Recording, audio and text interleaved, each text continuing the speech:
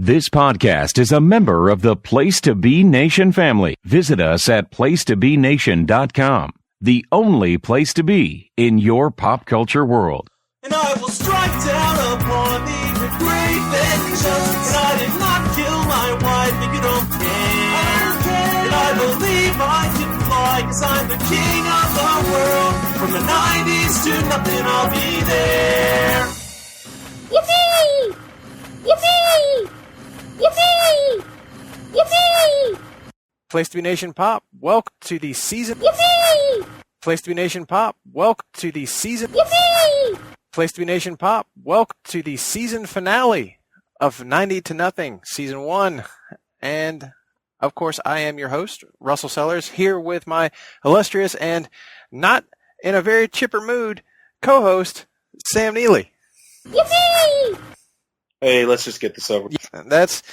That's about what happens whenever he has to watch a movie that he just completely despises. But we're going to contend that he has nobody to blame but himself because this was his idea. No, I'm going to rewrite a prequel to this where I rewrite it to where you're going to do this. Well, I may have subtly planted the suggestion in your head, but, you know, that glorious amount of fan fiction is going to be called what it is. So, yeah. In my defense, I had not seen the movie in almost 20 years, and I actually have fond memories of it. Like, I knew it was bad somewhere. I didn't ever remember, like, I haven't watched it in all those years. I've rewatched, like, the fight scenes at the end, but I've never gone back and watched the movie since I saw it in high school. But of course, my high star, hey, me and my friends hanging out, a Star Wars movie finally came out. We went to Taco Bell. I won some free tacos in the contests. I mean, who cares if the movie was bad? Movies were bad then. We saw Godzilla 98. Right? But, of course, that kind of gives it away, folks. The movie we're going to close out this first season with 1999's Star Wars Episode 1, The Phantom Menace, written and directed by Star Wars creator George Lucas. This was the first Star Wars movie to come out really for our generation because the original trilogy ended with 1983's Return of the Jedi. And years went by, lots of rumors and suggestion that George Lucas was actually going to do a prequel trilogy telling the story about the rise and fall of Anakin Skywalker, who would, of course, go on to be Darth Vader in the original trilogy. And years go by. We're all the time hearing about this as a possibility. And then one day, lo and behold, there was a trailer of Episode 1, The Phantom Menace. And immediately everybody kind of side-eyed that name. Like, really? That's what they're going to call it? Okay. But, I mean, the hype was beyond anything that I could actually remember in my lifetime. Up to that point, like, I had never seen hype for a movie quite like this. What was your experience in that?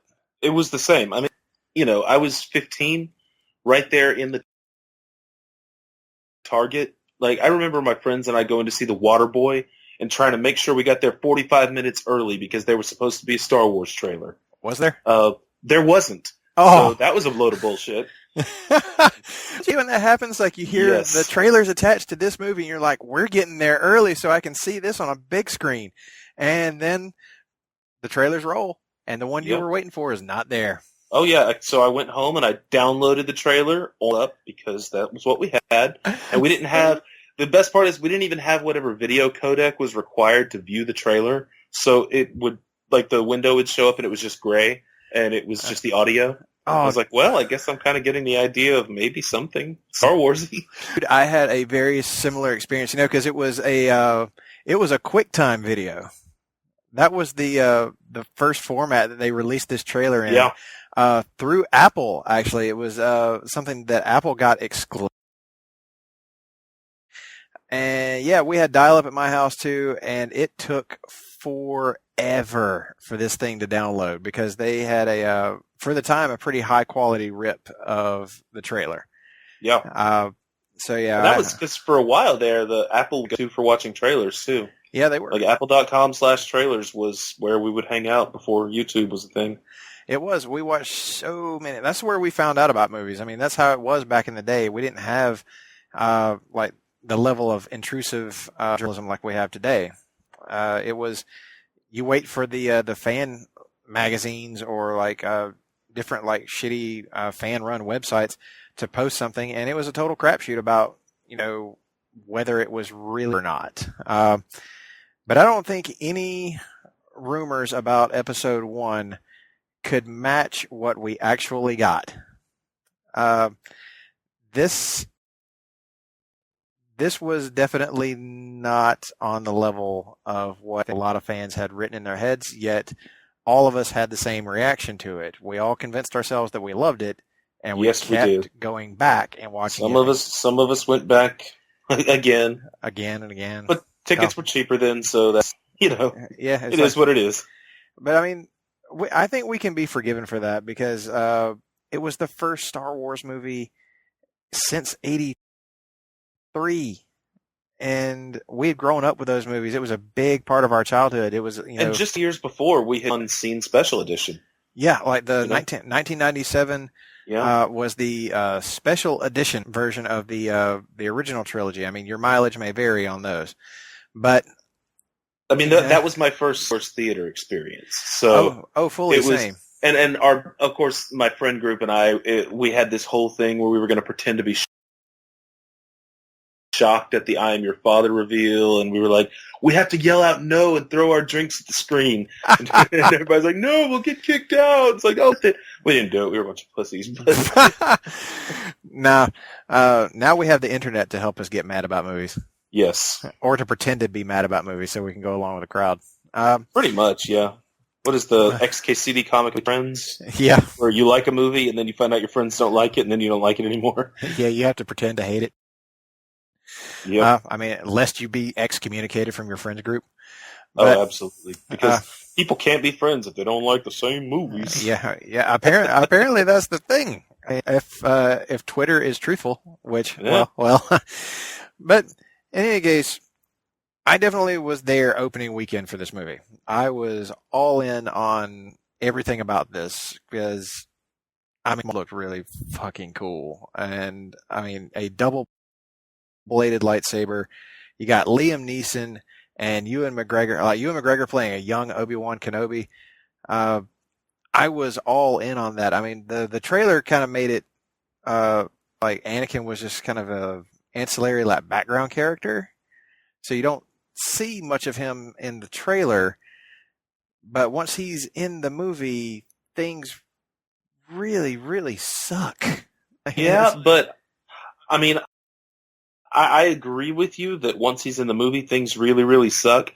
But even before him, like, and this is where I'm saying, like, I wish I had not rewatched it for this podcast because I remember it being okay until Jar Jar and Anakin show up.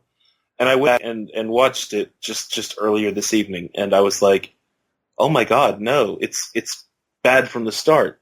What is this?" It is certainly full of problems that you could in a 2019 movie. Not only that, I mean, some of the effects in this movie really don't hold up. This looks like somewhere between Jumanji and Toy Story. Yeah, exactly. Like it is. Or no, what was it? Even Toy Story is too good. Jumanji and VeggieTales. There you go. I was going to say Toy Story actually looks pretty great by comparison to this, and that was 1995. Yeah. This is CGI that looks like it was done on a PlayStation 2. Yes. That's at one point. I swear to God, the green screen was replaced with a Windows 98 screensaver.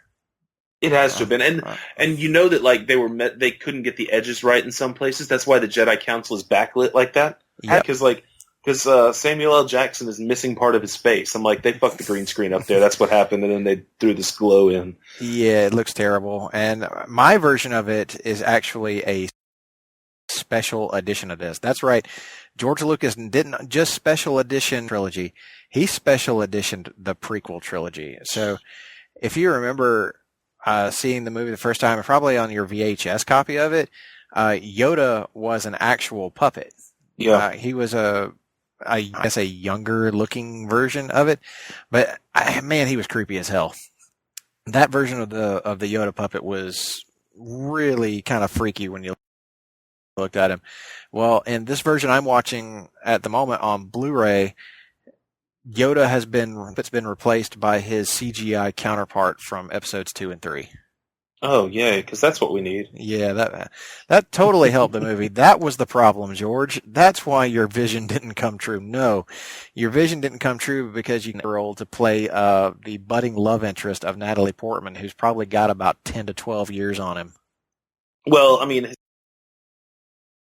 his vision didn't come true for a lot of reasons. Yeah, that's one of the things that just really bugs me the most about my recent rewatch of this movie is like, Natalie does not look like she is anywhere close to Jake Lloyd's age. He definitely looks like a really young kid because he is. Yeah. And it's not his fault. Like, none of this can be laid at the feet of Jake Lloyd. I know. And to go ahead and get, like, I'm going to say some shit about Anakin Skywalker.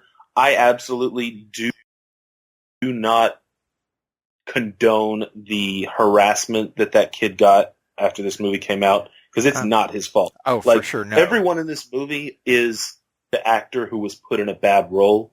But the problem is he was a kid, and he didn't know how to look past that. That's my take, at least. Yeah, I think that's fair. Like, he was a kid who was cast, in a Star Wars movie. I didn't want to do that. Oh, and, yeah. The problem here is totally George Lucas. Yes. George Lucas is the beginning and the end of Star Wars' problems because he's actually a good idea guy. That's what I'm going to call George Lucas. He's a guy who picks up some really good ideas, but he doesn't need to be fully in charge of the execution of those ideas. And even he realized that back in the original trilogy, whenever he turned to two different people for Empire Strikes Back and Return of the Jedi. Those movies are... it's like he's a world builder. Yeah, like he gets that. Like he has this great idea to make something truly unique and special, but he needs an editor.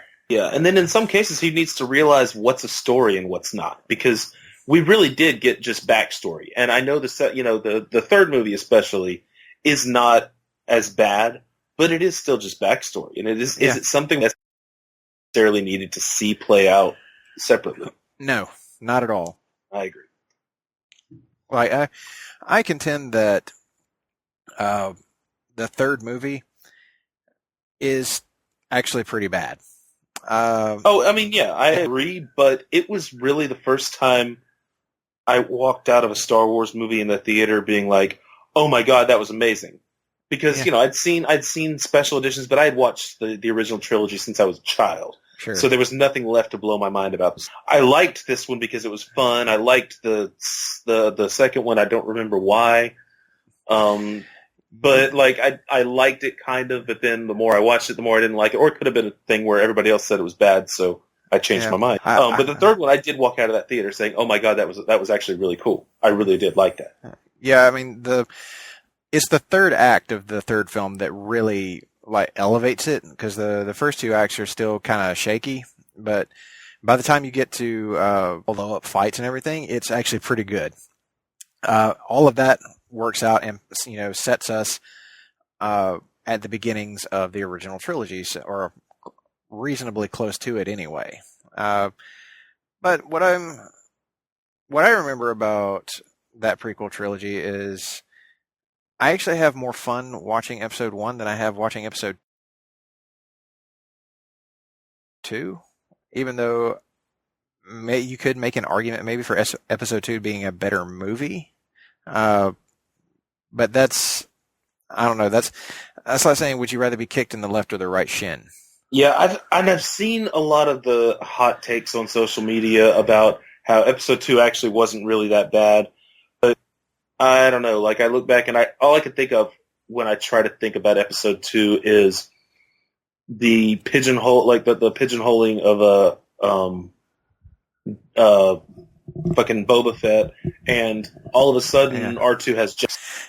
Yeah, I mean, there are things like that don't bug me too much. I mean, my issues with episode 2 really come down to the writing of Anakin Skywalker again.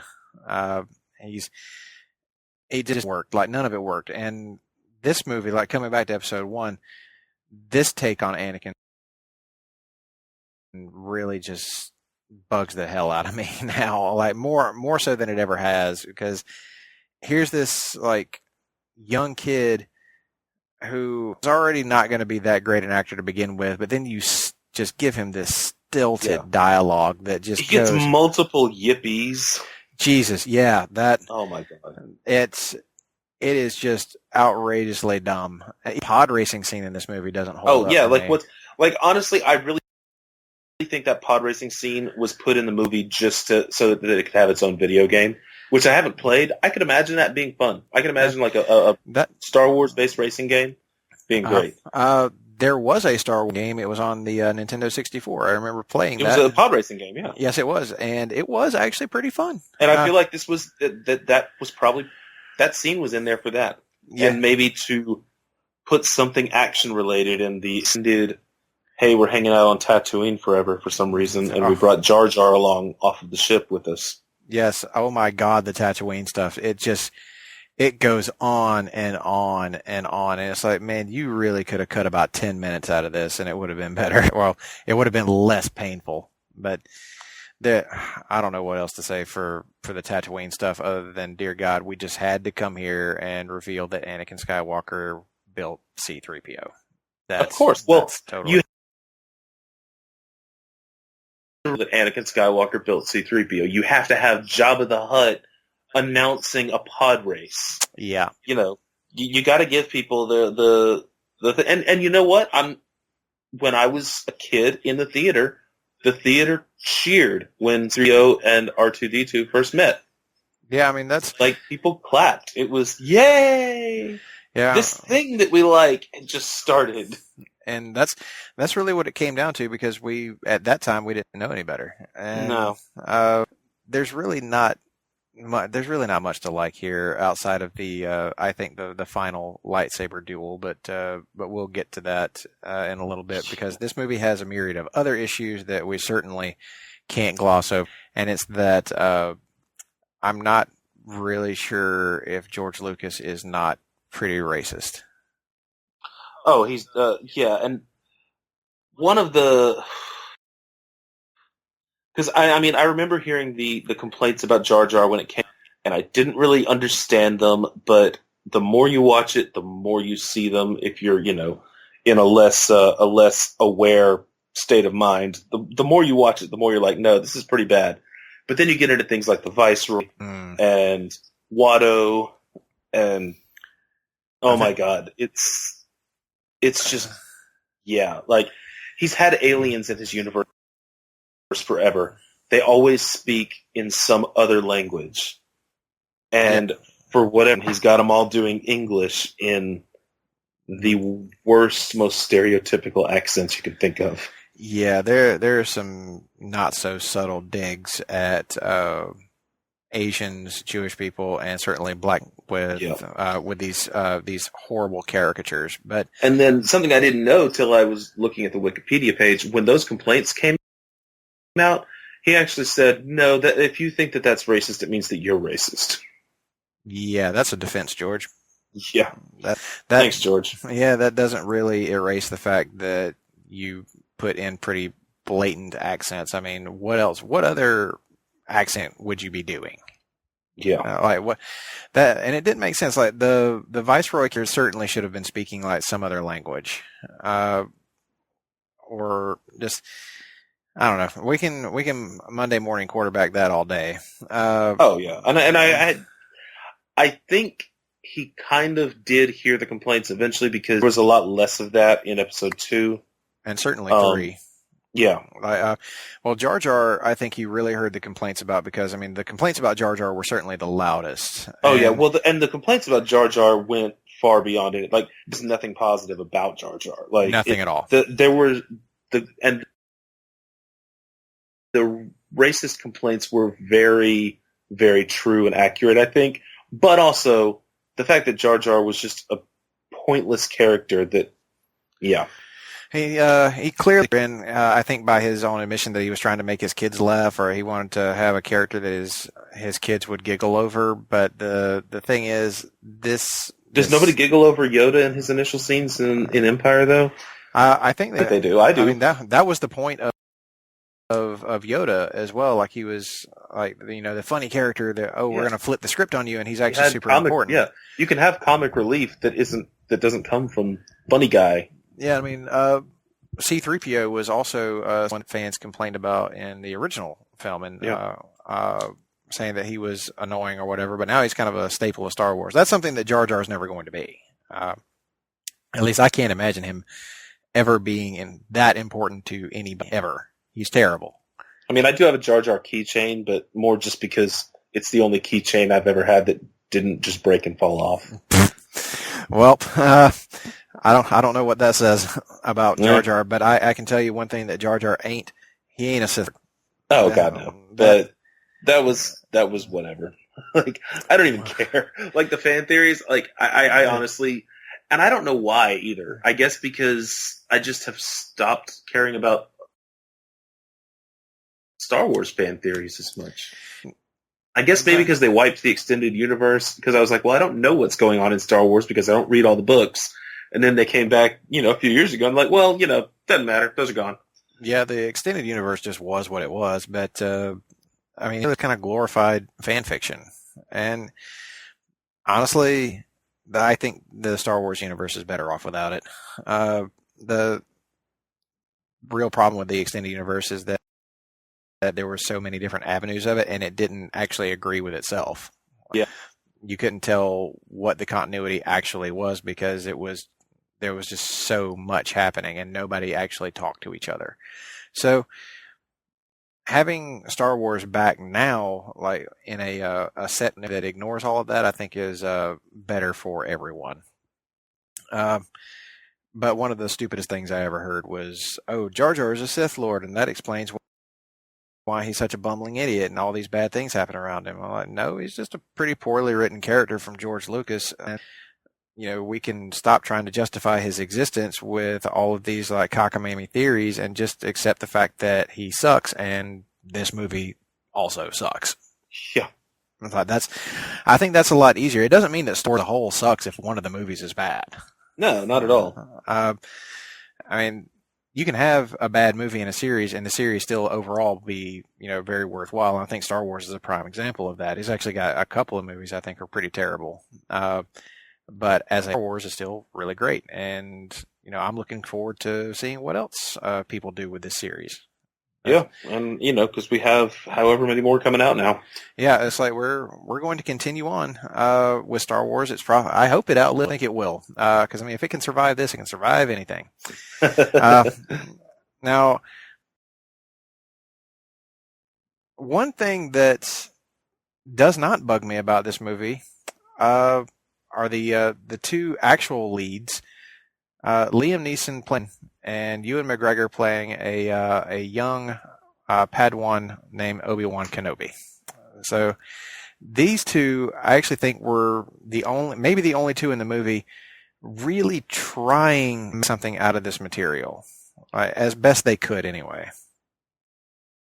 Yeah, I kind of like, there's a part of me that wonders if there were not directorial reasons for a lot of Natalie Portman's problems, because I know that at first when she's got that facade of being Padme and then also being the Queen, she has this monotone voice when she's the Queen, but then she's very emotional. She's actually acting when she's Padme. But then after that facade drops, then and that really helps sell it, because that twist, like, I had no idea when I saw the movie. That twist got me. I was like, oh wow. Of course, you go back and watch it, you're like, oh yeah, it's all, like, you can tell based on the facial shape when it's Keira Knightley and when it's Natalie Portman. But I noticed this time around during the ending scene, the big last battle when they're kind of invading in Naboo, that once she has dropped that facade, then even without the makeup or anything, she keeps that on-tone Queen voice that she uses. Yeah, it doesn't really work. It should have gone the other way. Yeah, I agree. Because I think that she, and so, but I also think that Natalie Portman is, like, she's an Oscar winner. I think she's did that. Like, somebody, like, the director made her do that. That's a George problem. I'm just going to put everything on George. Yeah, I mean, that's where the problems for this movie should ultimately be laid, is at the feet of George Lucas. This is his writing and his directing, so the buck stops with him. Because and even going back to Liam Neeson, Ewan McGregor, some bad lines come out of their mouths. Oh, sure. I didn't say their dialogue was well written. They were trying. Oh, no. They were just trying their best to polish a turd, and there was really only so much anybody could do, and I feel like these two really did the best possible job they could have. Now, this movie did, however, what I think is one of the best silent and badass villains of all time in Darth Maul. And while he is, that villain who's just following orders of, the dude is kind of awesome when he's on screen. Credit to Ray Park. He has that menace look down perfectly. He does. It's just all of his scenes with leads feel unearned. Yeah, they don't give him enough to do because we spent too much time on Tatooine instead of building up Darth Maul. They barely even and this has always bugged me. They rush through his first scene where he first attacks Tatooine. You're like, hold on a second. Oh wait, they're being chased. Oh, get down. Oh, we're gonna do a real fight real quick. I'm like, wait, what? That just came out of nowhere, and then it's over. Yeah, and it seems kind of weird that Darth Maul just kind of lets them go. It's like, yeah, you could have done a little bit more there, but you didn't. And I don't know. That is another one of those things. It's like, okay, it's a weird creative choice to have this amazing or all this potential around it. You're so intent on spending time on things that really aren't story or good story elements.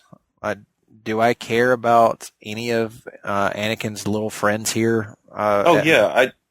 Little baby Greedo. Yeah, not just that, but all his even human friends, all the little kids that are hanging around him. I don't know. It's okay, well, we're going to make this a very cutesy little scene and try to gloss over the fact that most of these caves. Yeah, that. I don't know. This is probably the brightest and cheeriest look at indentured servitude that I have ever seen in a movie. I know, and then also they bring up something regarding that I always set up for episode 3 when they talk about the transmitters that are embedded in their bodies that will blow up if they leave. I thought that was maybe he never got rid of that, and that was going to be how he ended up needing a Darth Vader suit to live. Yeah. Because he falls in the lava, and he's still got... Now, I know there's 10 years between the first two, so I'm sure... Or when he was freed, then they get rid of that. It's on screen. It doesn't have to be explained, but because they talked about it and then never did anything with it, I was a bit disappointed. I'll say that bit was just there to me, just to explain why his didn't run away with them. And this whole bit, this whole pod race bit is actually extended on the version I'm watching. I'm sorry. I know, it's we're going to have an extended stay here on Tatooine, and we're going to show you a whole bunch of even more uninteresting stuff. It just doesn't. None of this works. It is so freaking bad. And even the crowd shots, they look like a racing game for the 90s because there's nothing realistic about these crowd shots. We're getting this zoom pan around the stadium, and it looks like just a bunch of flat NPCs dancing to a rhythm. That's what it is. Yeah. It's it's only slightly better than the video game graphics of the time, but of course this would probably go on to be something like what you'd see on a PS2 or a 3. But for 1999, we were all kind of in on this, I think. We had seen some good computer animation, and they were really good at that point in using computer animation to enhance 2D animation. Yeah. It wasn't quite there to where you could necessarily make a character that worked. No. The ones that they tried were things where it could be cartoony. I think, Casper was the first movie to star a digital character? Something like that, yeah. think so. But then even going to things like when we were talking about Toy Story, the toys real. It's the humans in the original Toy Story where you're like, oh, this looks bad. Yeah, like the human characters in that movie are not good, but the all the toys are great. Like you absolutely love them. But for all its faults, for all we've said negative about this movie, I can find some positives about it. Now I know you'll disagree with me on this, but yeah, I actually don't mind the whole like trade federation as an idea, as kind of the starting antagonist here, the like the setup, the precursor for what would ultimately become the Galactic Empire. And really, I mean, the whole problem really is in the X of it all, but some of the like the political ideas that George was hitting on, I think really could work in the context of his story. I think that he's distracted by all this other stuff, all this like silly notion stuff like Jar Jar and my God, midichlorians. Oh yeah. See, I think that he knew he was doing a prequel that gave you Darth Vader, but he also knew that everybody kind of knows Darth Vader's story, and so he decided to also put in the origin story of the Empire. And I don't know if I like the way, like, because it's like he was trying to put some nuance into how this thing happened, this manipulation, like this whole manipulation, this puppet master thing. And I agree with the idea of that. I don't think the execution was there, but at the same time, I would have liked to have seen something like that for episode 7, instead of just saying, "Oh, there's this thing called the First Order. They're loyal to the original Empire." Yeah, and so because when episode 7 was announced, I was like, "There's some really cool ways they could do something. They could make Empire loyalists into a thing. Like they could say, well, the Republic has become this bloated bureaucracy, and this group of people who position themselves as being the new rebellion are actually the loyalists to the original Empire and take over." But they just sort of brushed past all that and said, "Here's the new bad guys." Yeah, when it comes to the First Order, what I kind of liked about what episode 7 did was it brought up the idea that just because it blew up the Death Star at the end of Return of the Jedi, it doesn't actually mean this war is over, because the Empire was bigger than that. So there was always going to be those planets or those systems who were loyal to it. You may have like diminished them and allow for the Republic to rise back up and like take Coruscant and take a whole bunch of other worlds, but the civil war between these two groups never really ended. There was probably a vacuum or something that happened, and that's how the Empire was rebranded as the First Order. Now, I would be really curious to see, the story of that. Like, how did the various warring factions within the old Empire actually finally recoalesce around a single leadership? That would be an interesting story to tell, but I don't think I want to see a movie about it. I think I'd rather read a novel or a comic about it. That's a good point. Like, I would like to have at least heard something about that, as opposed to just being told this is the thing. But that's not even the movie we're talking about. No, where that has to do with the movie we're talking about is the parts about Palpatine grabbing power. There was some execution problems, but I like the idea. Where it kind of falls apart is where you essentially have this massive Jedi Order as part of the enforcement, where we've already seen that 30 years from now, people don't believe the Force even exists. Yeah, there's that idea that it's all superstitious nonsense. Now, I could kind of see that still being a thing here, just nobody ever talks about it. The Jedi are just stood to be a more or less a secret service of the government.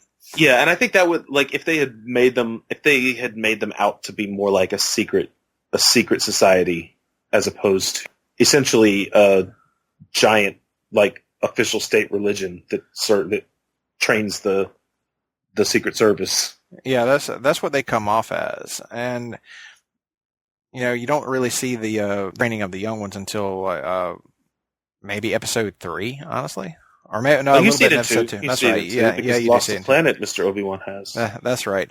We see a little bit of that Yoda teaching kids, which was actually that's kind of a cute scene. It is kind of cute scene. I'll give them all. And they do talk about it because they talk about how if he had been in the city in episode 1, if he had been in the city, we'd have caught it earlier and started training him earlier. So the fact that they do go out and find force children and take them into the fold is I would imagine pretty well known because even Anakin and them know about the Jedi. Yeah, and the Viceroy won't let Jedi in a room with him. Yeah, I mean everybody's afraid of them because of their fighting, something that they seem to be really known for. But it is. No, I always understood the Viceroy's issue in the first scene as being the mind reading capabilities, more the telepathic. Yeah, I think they was afraid of them all the way around. If they read my mind, there is no possible defense I can mount against a Jedi. Yeah, and that's why they send in a droid. Yeah, it's easy or it's easier for them to keep their very overly complicated under wraps, and that is, I mean, to its credit, the movie tries a little too hard in that area to do a super complicated political plan for the Trade Federation, but fortunately, it's mostly glossed over, and it isn't even the driving point of the plot, at least in my view. You there? Okay, yeah. No, I'm fine. I'm back. Okay. Still dealing with some leftover sickness, so just trying not to cough into the microphone, so people don't have to hear that. They're already hearing us run down what is probably at least somebody who's listening to this podcast favorite movie. I guess, and I've had this come up before with just random people on the internet where a friend of mine was asking about what order to watch Star Wars in, and I suggested the machete order. You go 4, 5, 2, 3, 6, and don't watch 1. Yeah. And some other guy that I don't even know just jumped in and talked about how important the lore was that was established in the first movie. And then when I said, well, I mean, I don't agree, I'm just going to disagree because you hate episode 1, so you just fuck off. Wow. Okay, guy I don't know. That's the kind of unreasonable response that you'll get from a lot of Star Wars fans, and it's that speaks to something else that I was thinking about earlier today. Star Wars doesn't really feel like so much a movie fandom anymore as it feels like a cult. Yeah, it really does. I mean, it's they're good movies. I like watching the movies, but at the same time, and they were a great way, when I was in 7th grade and Special Edition was coming up, to bond with the people that were becoming my closest friends at the time. Yes. Because there was something we all liked enough to where we could all just sit around and talk about it. And I still like watching them when they're on. I'm like, okay, cool. I'll watch Star Wars. Yeah, it's even though there are things about the prequel trilogy that I certainly don't like, and a lot of it really just has to do in the execution, not so much in the plotting of it. There was a time whenever we could just accept somebody's story. Yeah. And it seems like we have a lot of trouble doing that now, especially with Star Wars. Yeah, I think there's this mindset that people in a fandom have that anything that they don't like coming out of it is a personal betrayal. And I guess that's why, as much as I just despise episode 1, I've never felt I was personally betrayed. I never owned Star Wars. And, my niece loves Star Wars. Like, Yeah. she dresses as Rey for Halloween, all this stuff. That's Of course, awesome. she's only like 9. Her favorite one is Episode 1. I was a little disappointed to hear that, but still, that's her favorite one. Like, she likes Porgs and Chewbacca, and Rey is her favorite character. And Hey, that's great. Star Wars really is for every generation. Every generation gets to discover it and, fall in their own way, which is one of the things that makes it so great. I'm totally with you. Like, I may not like this movie, but I don't feel personally slighted. no, not at all. Like, why would I? Yeah, like that seems to be the thing with people is if story subverts their expectations or does something that they just wholeheartedly disagree with, boy, they take it as a personal slight and will go on just seemingly unending rants about it. And you're like, Now, I took Green Lantern as a personal slight, but I didn't stop reading Green Lantern comics after that. I know, seriously, I didn't either. Like, my big disappointment in Green Lantern was that it was a mediocre movie, and it wasn't gonna. Nobody's gonna watch that movie and say, "Oh, that's awesome! Now I want to read the comics." Yeah, People are gonna watch that movie and be like, "Meh." Yeah, that's the unfortunate thing with it. But Green Lantern, remains an awesome property that just needs to be executed in the right way. And even in movies that I don't like, that like I didn't, I make no secret of the fact that I didn't like Watchmen, the movie. Yeah. But enough people liked it that they started reading it, and I think that's a good thing. yeah, if it encouraged you to immerse yourself deeper into a mythology, or you found something to really love in it, then the whatever medium it occurred in, it did its job. And Star Wars is one of those things that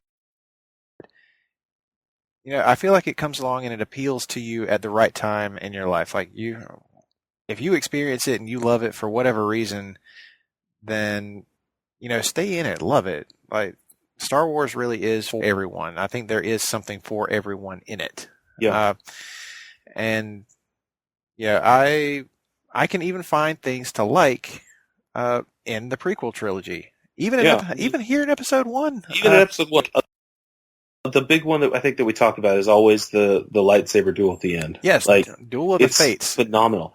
I despise the fact that it is intercut with the other two scenes. Oh God. Anakin in the ship trying spinning because and Ugh. the Gungan robot Yeah, that. apocalypse or whatever the fuck that was.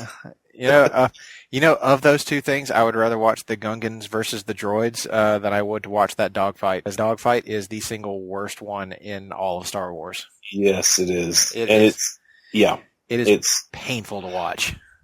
yeah. And that is the most mind-blowing thing, because one of the things that George did so well in one of the Episode 4 that holds up to this day is the dogfight part at the end. Oh, yeah. And also, it's not like he's never done fights that are intercut either, because he's got 3 fights at the end of Jedi. He's got the Ewoks stormtroopers, which apparently that's controversial, but I don't care as much because I was a baby when I saw it. But then you've also got the dogfight for the second Death Star, and you've got Luke and Vader on the Death Star. Yes, all of the dog fights in the original trilogy, and even though the lightsaber duels are slower, they're still really great. Like, all of this is done and thought out so well. But Episode 1, while it still, like we said, gets the lightsaber duel, spot on and like even better than we could have imagined, the space battles are just not there. And that, to me, when it comes to the action and the fun of Star Wars, your movie's going to live and die on how well you do the actual Star Warring of the movie. And Episode 1 falls very hard on its face in that regard. Definitely. But we can kind of close out here with some positive stuff. That lightsaber duel is one of the coolest damn things that's ever been put. Great. But like I was saying, I haven't seen the movie since it came out on VHS, but like even throughout college, then we would just randomly get together and watch the final lightsaber duel. Yeah, if you're going to watch the machete order of Star Wars, I think it's okay to start with the third act of Episode 1. You don't really need to know who all these people are. Yeah, and the machete order, like, if I can find the link, I'll send it. It's supposed to be a way to watch it if you've never seen the movies before. It's supposed to be a way to watch them that preserves both twists. Oh. Like the twist of Palpatine and the twist of Vader and Luke. And if you watch Machete Order, which in taking out Episode 1, it actually preserves the Palpatine twist. And that's something I would really appreciate. I think that would go a long way for people who've never seen it. Yeah. And also, like, the other thing that I've seen mentioned is that how you get, okay, I'm your father, and then you get the backstory, okay, well, here's kind of how he became this thing. And then Jedi opens up with Luke dressed all in black and has a force choke on some guards, and you start to actually question, is Luke going to turn evil? Yeah, I mean, that was one of the cool foreshadowing things of Return of the Jedi, was that once you know that Luke's father went down this dark path, and you start to see how like Luke's demeanor has changed. It's a tease of, could he potentially go that route? Like, is he being pulled in that because his father was certainly pulled that way? You don't necessarily hear in Episode 1 see any hints of it. At least I don't. Well, no. I mean, how could you? Yeah, I mean, Jake Lloyd doesn't really have... I doubt it was even written, other than this thing about fear, which is completely said by other characters. Yeah, repeatedly. Not even really indicated by Jake, because he's standing on a green screen, and you can see him like looking up, like people are nudging him and trying to tell him what to do. He doesn't. Yeah. He's, there again, casted too young, and you didn't give the kid any kind of really good material anyway. So regardless of who was standing there, it was still going to suck. But again, like we were talking about before, we keep alluding to it and going away from it. That final fight scene, what did you think about the fight choreography of it, and how different it was from every Star Wars movie you'd ever seen? I think that the fight choreography is amazing, and that the story being told it's in such a way that you can forgive the fight choreography being good in this one, while it's not as impressive as in just about every other lightsaber duel. It's not about trying to win a sword fight. It's about something deeper. But in this one, it really is nothing more than trying to win a sword fight. Yeah, and it plays out that way. Yeah, especially when Qui-Gon falls and Obi-Wan gives himself over to his anger, essentially. He's not meditating while the force field is up. Qui-Gon is. Obi-Wan is walking back and forth prowling. He's in fight mode. And then once Qui-Gon is down, then Obi-Wan is rage. And it's... So yeah, throw in some backflips and some cutting dudes in half.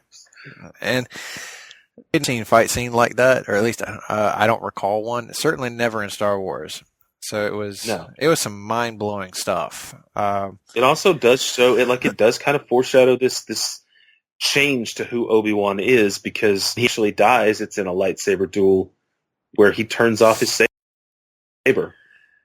Yeah. And he's still, to the end, trying to say, look, come on, Darth. It's a well done scene in an otherwise pretty poorly done film. But the music in it is also really great. Really great. Music is really good. in that scene. John Williams is still on his game. Like, even though the movie isn't as good as the other Star Wars films by any stretch, that score is still pretty on point. Yeah, and I'm glad that even now, like, because that's something, especially since we're watching these 90s movies, scores used to be so important to movies. Yes. And it's all just like, I guess it's just cheaper to have a soundtrack than a score. Like, and when there is a score, it's just tones.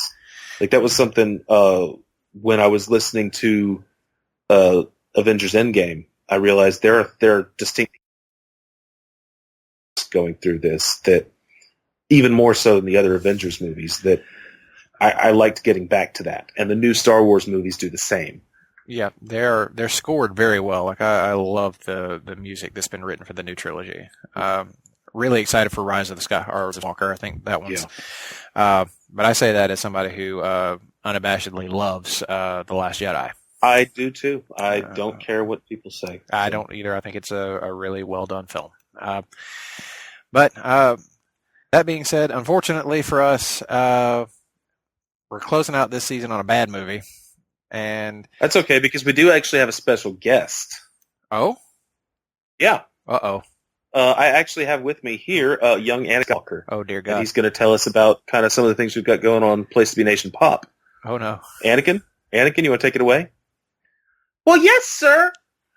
Steve and Kelly are celebrating 1 year of Songs with Friends by watching some classic NSYNC. Yippee! Jar Jar? Oh, we still got a heavy dose of hoops for you, courtesy of Cowboy D'Amato on This Week in Sports and Adam and Andrew on the NBA team. Annie? Well, Andy Atherton and Miranda Berthold are movies for a discussion on Detective Pikachu. I really want to see that. Is Pikachu an angel? Oh, and the Glenn Butler Podcast Hour Spectacular has returned, and Glenn and Scott are breaking down Star Trek Discovery Season 2. What the Star Trek? I don't know, but the hard-traveling fanboys are going off the page and talking about Marvel Ultimate Alliance. Also, stay tuned for a giant-sized edition of a show coming soon. Includes past guests and the revealing of the Place to Be Nation's composite rankings of all 22 MCU movies.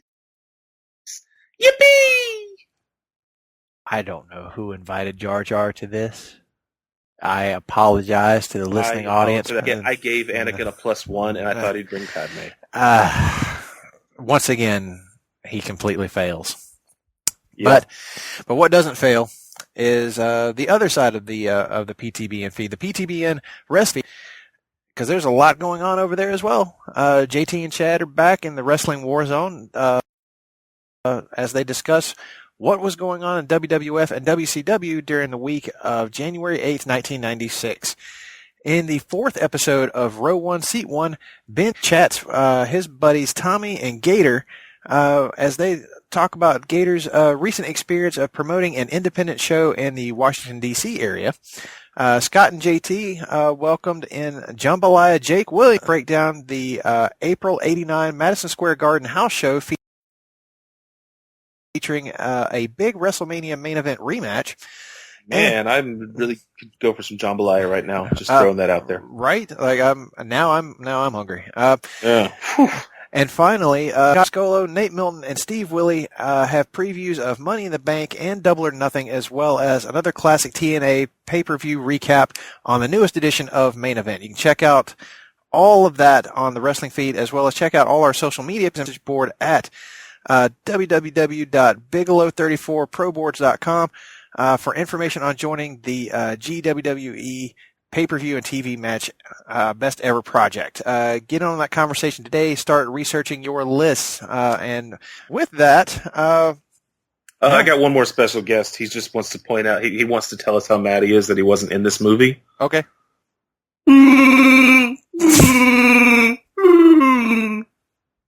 R.I.P. Peter Mayhew. Yes, absolutely. R.I.P. Peter Mayhew. Big loss to the Star Wars community. He is just an absolute staple of this whole like fandom, like the fandom, but the movies as a whole, like it cannot be understated just how important and vital he is as a part of all this, because he was as much a part of bringing Chewbacca to life as anyone who was writing these movies.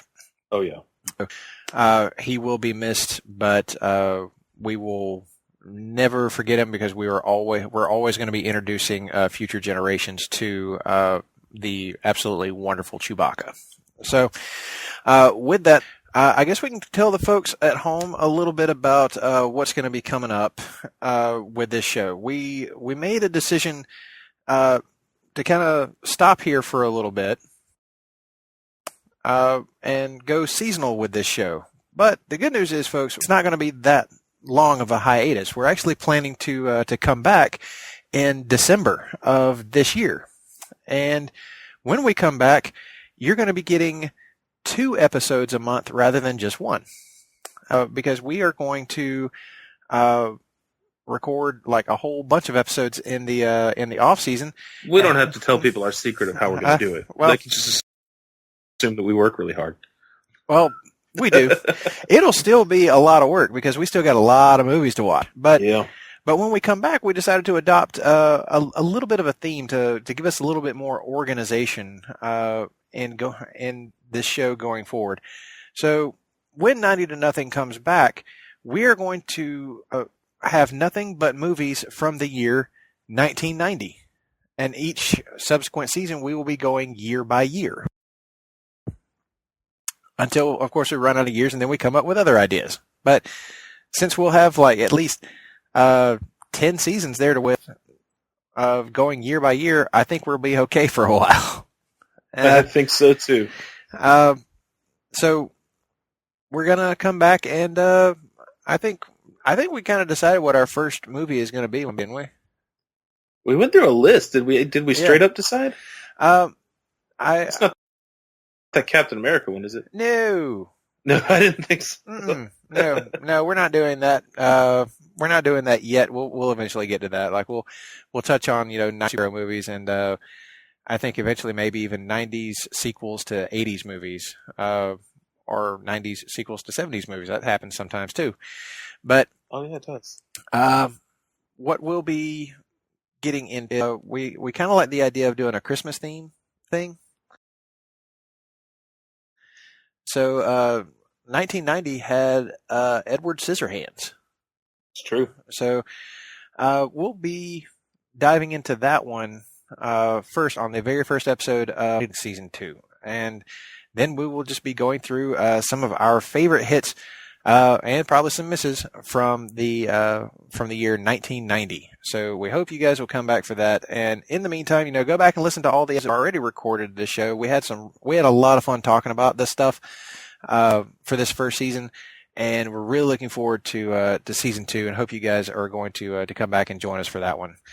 And maybe we won't just rip your favorite movie apart. Maybe we'll, and I think it's been it's been a learning thing. It's I know you've had 18 podcasts by this point. Yeah, this is my first. So. yeah. That's the other thing, is like trying to create some balance and there. We just got to figure out a format, and I think we're getting there. Yeah. It's all a big learning process. We are making it happen, and it's always fun to revisit these movies with somebody that I just enjoy talking about movies with. So when we come back, we'll have a whole lot of new stuff ready for you guys, and I'm sure that we'll be even bringing up some movies that you probably forgot about, because that's another fun thing about this show is you never know what we're going to say or what movies we may just dig out of the vault.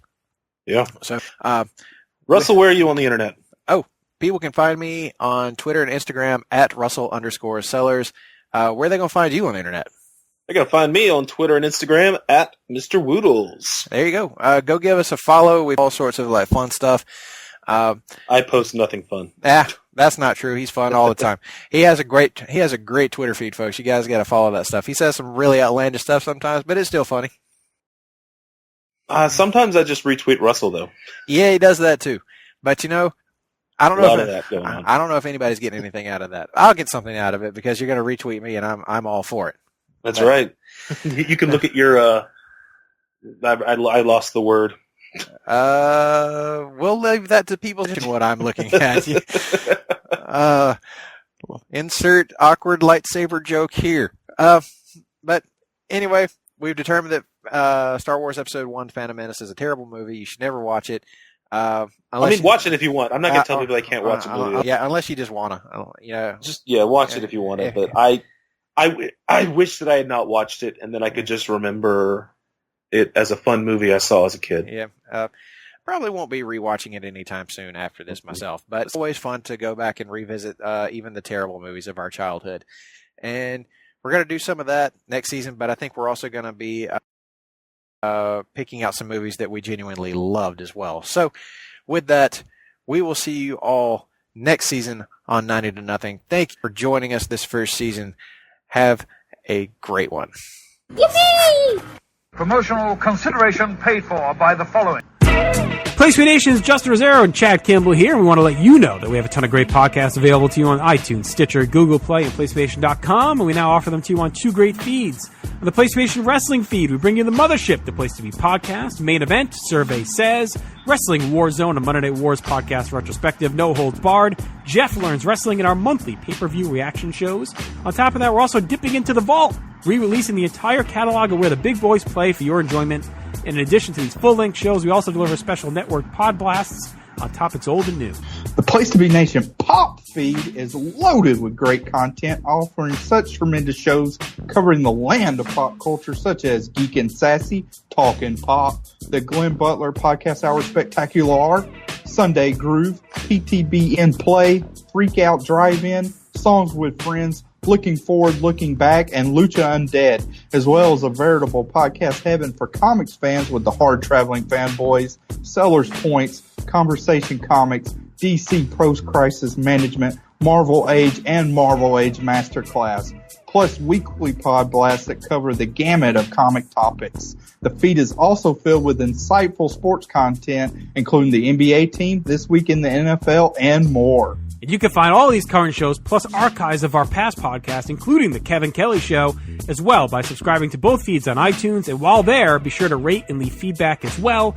All of these shows, plus others available at PlayStation.com. We cover pro wrestling, sports, movies, comics, in-depth stretch projects, and more. Be sure to support our site by using PlayStation.com/Amazon while doing your online shopping. And download our free PTB Vintage Vault Refresh ebooks via the links on our site. We also want to thank our friends at Boneheads Wing Bar, ProWrestlingOnly.com, and TheHistoryOfWrestling.com. Be sure to follow us on Facebook, Twitter, Instagram, and Tumblr as well. PlayStation.com, the only place to be in your pop culture world.